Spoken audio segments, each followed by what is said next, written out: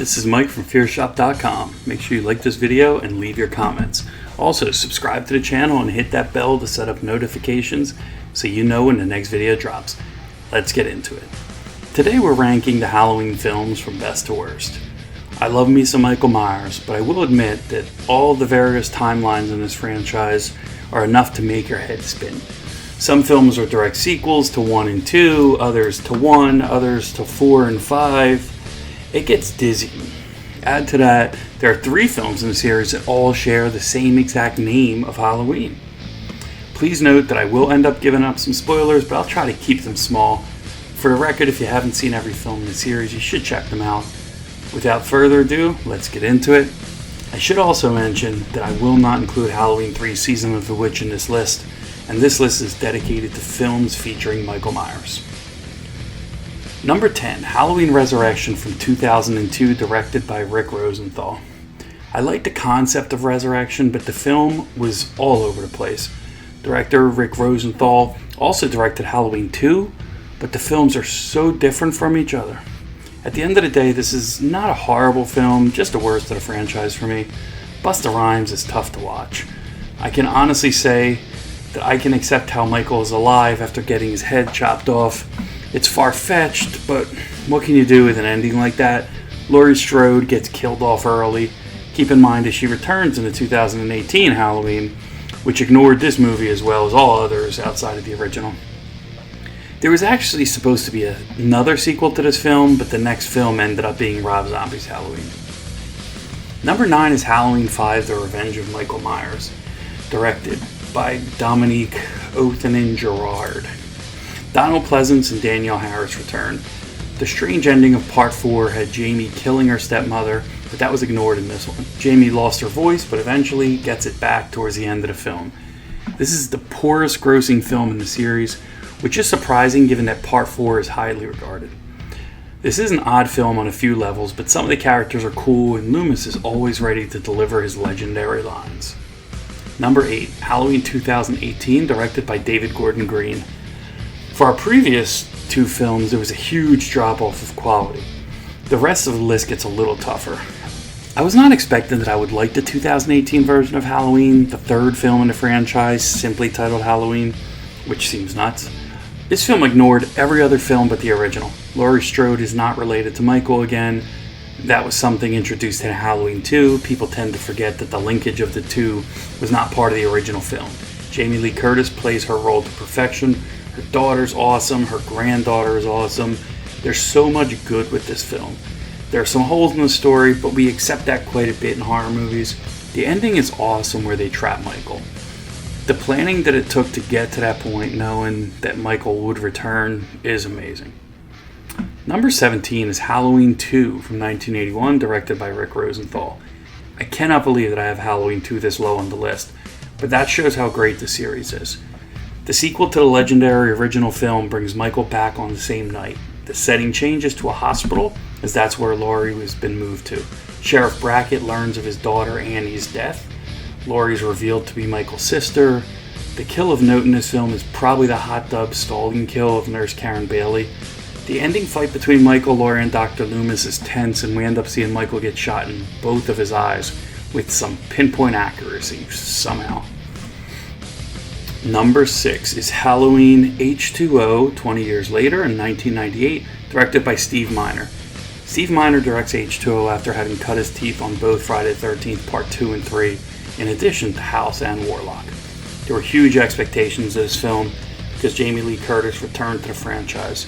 Parts 3 through 6 were ignored, and Jamie had faked her death and lives under an assumed name, having a career as a headmistress of Hillcrest Academy, a private boarding school.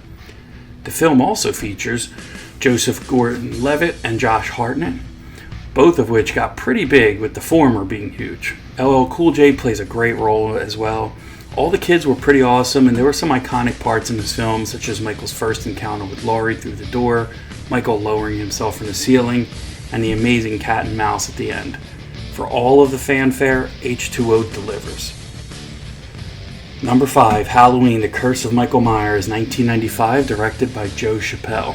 People hate me for this, but I love The Curse of Michael Myers, also known as Halloween 666, The Curse of Michael Myers, among other names.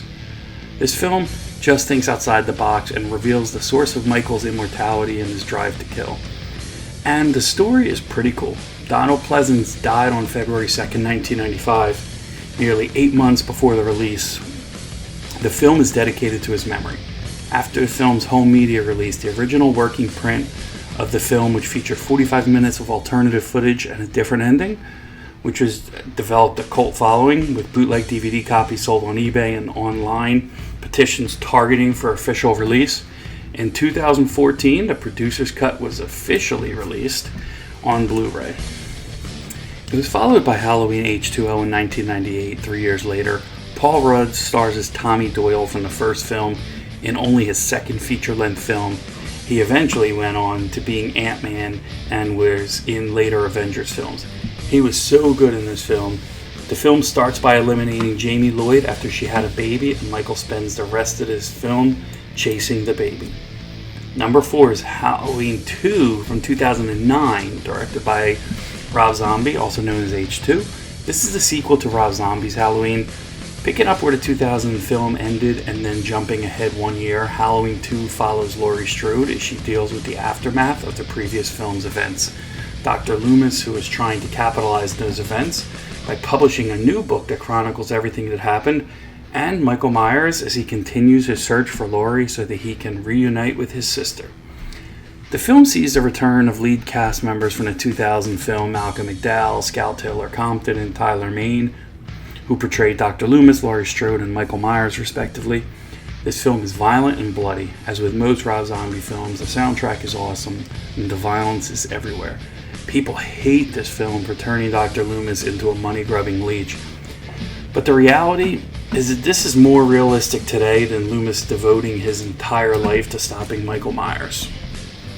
Number 3, Halloween 2007, directed by Rob Zombie.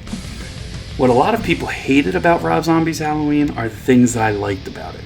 The characters are trashy and not exactly well balanced, but that makes more sense given what they've went through. Also, there's a huge backstory to Michael. I'm not hating on that though, because it was done well. You have to watch Michael slip further and further until he finally becomes the Shape. Michael's huge and he's brutal. The kills are great and the film plays out well. I'm still not sure why there's a white horse, but oh well. Number 2, Halloween 4, The Return of Michael Myers from 1988, directed by Dwight H. Little. We are introduced to Laurie Strode's niece, Jamie Lloyd, played by horror scream queen Danielle Harris when she was just a wee little lass. Michael is back in Haddonfield. He has the use of both of his eyes. The film is a direct sequel to the second installment due to the previous installment taking place in a completely different storyline. Initially, John Carpenter and co-producer Deborah Hill intended to create an anthology series of which Halloween 3 would be the first.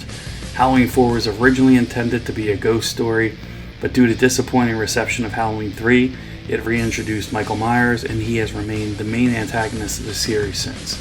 Since then, Halloween 3 has become a cult classic. Ellie Cornell Rachel is Jamie's sister, where Jamie is an adopted sister. On the night of Halloween, Jamie decides to wear a clown costume, which is the same costume that Michael wore as a child when he murders his sister. We're treated to Kathleen Kimmont as Kelly Meeker, daughter of Sheriff Meeker. Wow is all I can say about her. There are some great scenes in this film. Number 1, Halloween 1978, directed by John Carpenter. I'm not sure what to say about the original Halloween that's not already been said. John Carpenter's masterpiece is just one of the greatest films ever made. We're introduced to The Shape, The Mask, Jamie Lee Curtis, Donald Pleasence, and the iconic soundtrack. Halloween haunted my dreams as a child because Michael was the silent killer going after Laurie with everything he had.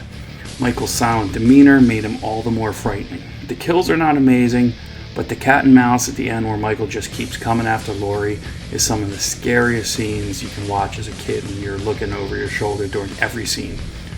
Perhaps if I didn't have so many fond memories of my experience with this film, I would not love it so much, but those experiences are just embedded in my brain. So that wraps this one up. I want to hear from you. Post your thoughts on this video and let me know how this franchise impacted your love for horror. That's it for this episode. Make sure you like this video, make sure you share this video, make sure you subscribe, but most of all, make sure you keep it horror.